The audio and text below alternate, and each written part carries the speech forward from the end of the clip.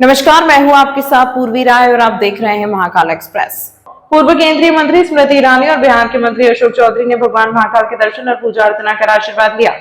पूर्व केंद्रीय मंत्री स्मृति ईरानी की बाबा महाकाल के प्रति गहरी आस्था है, जिसके चलते वह आए दिन उज्जैन आती रहती हैं। एक बार फिर वहां शहर पहुंची और सीधे महाकाल मंदिर पहुंचकर बाबा महाकाल के दर्शन कर आशीर्वाद लिया। इस दौरान उन्होंने नंदी के कान में अपनी मनोकामना भी कही। इस प्रकार बिहार सरकार के मंत्री अशोक चौधरी ने भी बाबा महाकाल के दर्शन कर आशीर्वाद लिया। दर्शन के बाद मंदिर समिति द्वारा स्मृति ईरानी और मंत्री अशोक चौधरी का सम्मान किया गया। इस दौरान स्मृति ईरानी ने बातचीत में कहा कि सौभाग्यशाली लोग ही बाबा महाकाल के दर्शन कर पाते हैं। जय श्री महाकाल। वो वाकई में भाग्यशाली है व्यक्ति जिसे बाबा महाकाल के दर्शन हो। मैं अपने जीवन की ये सबसे बड़ी उपलब्धि मानती हूँ जब बाबा मुझे अपने दरबार में बुलाकर अपना आशीर्वाद देते हैं और मैं अपनी उपस्थिति बाबा के सानिध्य में दर्ज करा पाती हूँ। वो लोग सौभाग्यशाली हैं जो उज्जैन की इस पावन धरती पर वास करते हैं। उन सब के चरणों में अभिनंदन, बाबा के चरणों में वंदन। जय श्री महाकाल। अखिल भारतीय गुर्जर गौड़ ब्राह्मण समाज युवा विंग के प्रदेश अध्यक्ष श्रेयांश तिवारी आज उज्जैन आए हैं। इस दौरान स्थानीय समाजजनों ने उनका आत्मीय स्वागत किया। अखिल भारतीय गुर्जर गौड़ ब्राह्मण समाज युवा विंग का प्रदेश अध्यक्ष बनने के बाद श्रेयांश तिवारी आज पहली बार उज्जैन आए। इस दौरान गुर्जर गौड़ ब्राह्मण समाज की तीनों इकाइयां सिंहपुरी, कार्तिक चौक एवं फ्रीगंज द्वारा उनका आत्मीय स्वागत किया गया। इस मौके पर बैठक आयोजित की गई, जिसमें अजाक संगठन के प्रदेश अध्यक्ष संतोष वर्मा द्वारा ब्राह्मण समाज पर की गई टिप्पणी की निंदा करते हुए समाज के युवाओं को संगठित करने का निर्णय लिया गया। इस मौके पर कार्यक्रम के आयोजक पार्षद पंडित अर्पित दुबे एवं अमर डब्बावाला सहित बड़ी संख्या में समाजजन मौजूद थे। आज बाबा महाकाल की नगरी में बैठक आयोजित हुई है, यहाँ पर स्वागत सम्मान भी हुआ। क्या कुछ उद्देश्य है और किस तरह से संगठन को अब आगे नई दिशा देंगे? आज मेरा उज्जैन प्रांतीय युवक संघ अध्यक्ष दायित्व मिलने के बाद पहली बार आना हुआ। तो यहाँ पे हमारे भाई साहब आदरणीय अर्पित भैया और सभी समस्त समाजजनों के एक सम्मान का और बैठक का कार्यक्रम किया।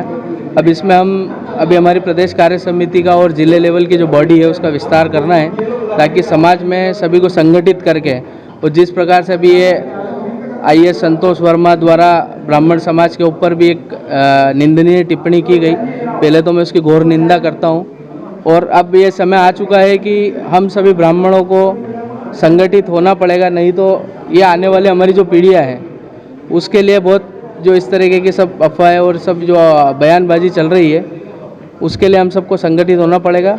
तो उसी संदर्भ में आज मेरी नियुक्ति के बाद हम उज्जैन समाज के द्वारा यहाँ पर स्वागत किया गया, संगठित किया गया, ताकि हम प्रदेश की कार्य समिति में कैसे उज्जैन के लोगों को सबको नेतृत्व में आगे लेके आए और आगे युवाओं को संगठित करना और एक समाज को एक नए कीर्तिमान स्थापित करना और नई दिशा में लेके जाना, जिससे समाज का युवा सफल भी हो, संपन्न भी हो और आगे समाज में सक्रिय रूप से कार्य कर पाए। उसी योजना बनाने के लिए आज सभी से बैठक हुई और आगे उसी रूपरेखा में हम लोग काम करेंगे। आपका पूरा नाम? मेरा नाम श्रेयांश तिवारी, पिता राजेश तिवारी, मैं रतलाम से हूँ। शुरुआत यहाँ से महाकाल की नगरी से की गई है, क्या कुछ उद्देश्य रहेगा, आगे क्या रणनीति तैयार की? गुरु ब्रह्मा गुरु विष्णु गुरुदेवो महेश्वरा गुरु साक्षात ब्रह्मा तस्मै श्री गुरुवे नमः।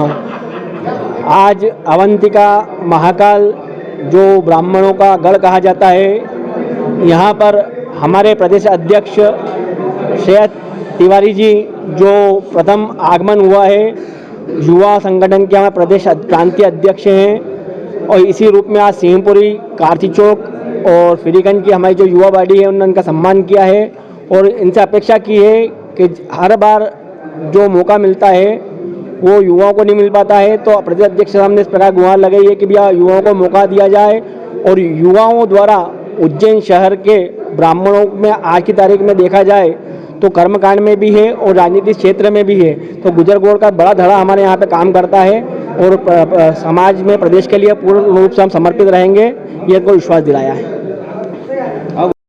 की शुरुआत हुई और क्या उद्देश्य है? गुर्जर गौड़ ब्राह्मण समाज का राष्ट्रीय स्तर का एक प्रभाग है, उसी से संबंधित प्रांतीय युवा संगठन के अध्यक्ष माननीय अर्पित तिवारी जी जो रतलाम से संबद्ध है उनको युवा संगठन के अध्यक्ष पद की जिम्मेदारी दी गई है। ऐसी मान्यता है कि यह काम आज जो नए रूप से आए हैं, क्रांति अधिवेशन के साथ साथ युवाओं को अधिक से अधिक जोड़ना है, जो शिक्षित युवा हो उनके सूचीबद्ध करना है और भारतीय समाज में ब्राह्मणों का योगदान किस प्रकार से क्रांतिकारी सूत्रपात का आरंभ कर सके, इसके लिए प्रयास करना है।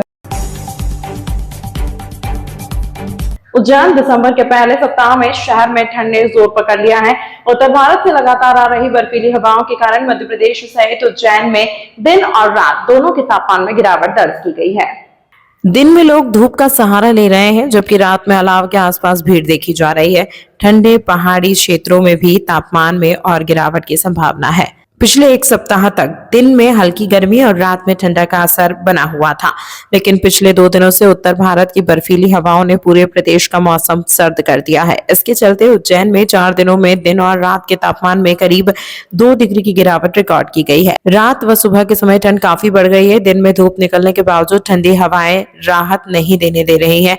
शनिवार को अधिकतम तापमान 27 डिग्री और न्यूनतम 10 डिग्री दर्ज किया गया था, जबकि रविवार को रात का न्यूनतम तापमान 11 डिग्री रिकॉर्ड था। शासकीय जिवाजी वैधशाला के अधीक्षक डॉक्टर आरपी गुप्ता के अनुसार उत्तर दिशा से चल रही ठंडी हवाएं तापमान को लगातार नीचे ला रही हैं। आने वाले दिनों में भी बर्फीली हवाएं जारी रहने से न्यूनतम तापमान और गिरने की संभावना है।